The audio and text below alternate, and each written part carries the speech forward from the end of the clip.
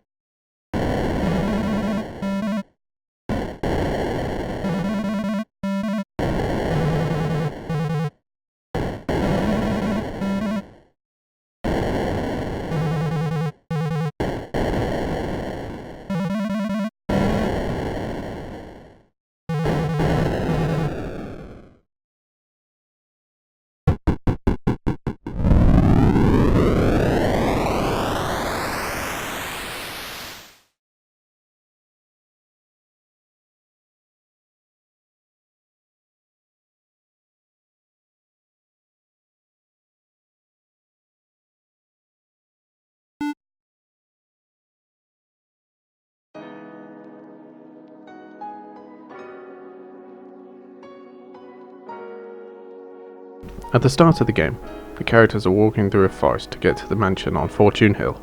I definitely felt like I needed to do something unique and creative to make it look like these characters were actually walking through a woodland. So I created 3 layers just for the woodland background. Then, while the characters are doing their walking animations, the background layers will move at different speeds. The back layer moves the slowest, and the front layer moves the fastest.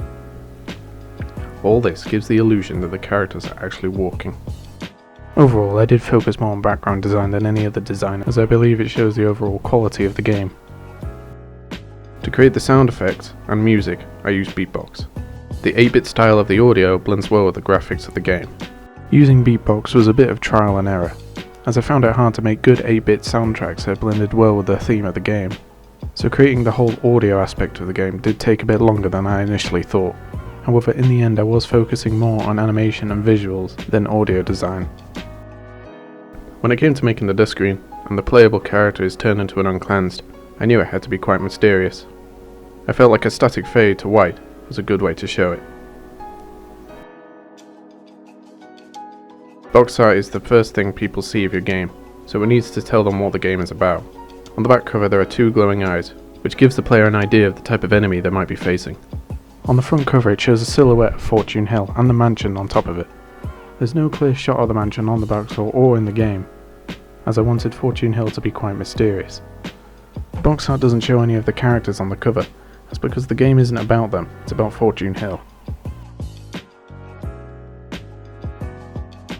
Overall, I did focus more on background design than any other designs in the game.